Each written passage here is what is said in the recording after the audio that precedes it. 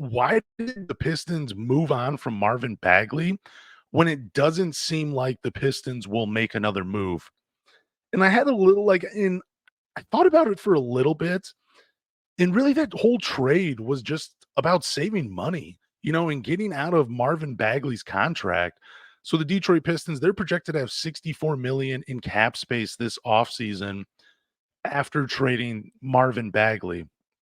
And look, Monty wasn't playing Marvin Bagley. He The last time he played 20 or more minutes was back in December when he played 30 and he finished the game against the Jazz with 22 points and 5 rebounds. There was just really no future for him on this team. I mean, he is as classic as a big man in today's NBA as there is. There's no range to his game. He's very good on the block. He has a great touch around the rim. He's thriving with the Washington Wizards right now, even though, they're still losing games. I always thought the thing with Marvin Bagley was there's just that one skill that was missing from putting him over the top, but he's always going to have a role on a team. It's not going to be a starter. He's not going to move the win.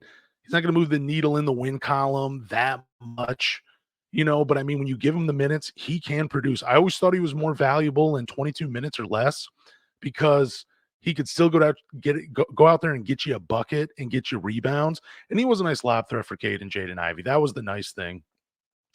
But trading Marvin Bagley, I should say, for Danilo Gallinari and Mike Muscala, in my opinion, I really felt like even though it was a minor trade and it was really about just moving the money, I I really think it was about trying to change the way the Pistons played, because now you have 2 floor spacers at that 4 and 5, primarily the 5 position, because who are we kidding? Danilo, he's not really playing the 4 anymore in today's NBA unless that knee heals up.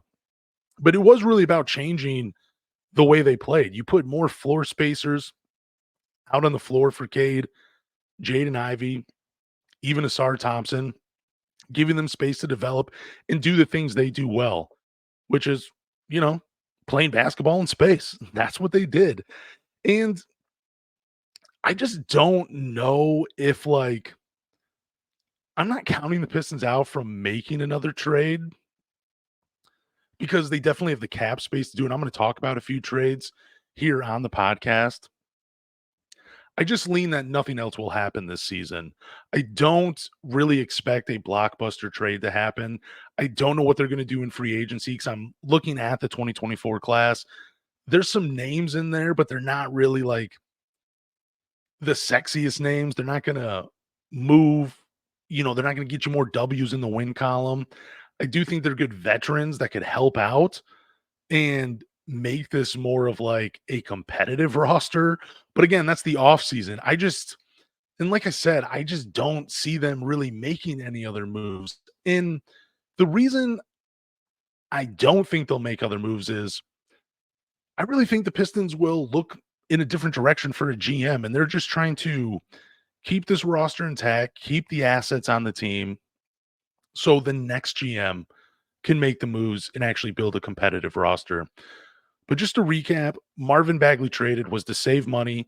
He had no future in Detroit. And Danilo Gallinari and Mike Muscala, they allow you to play a different brand of basketball in space. That's what that trade was about, at least in my opinion.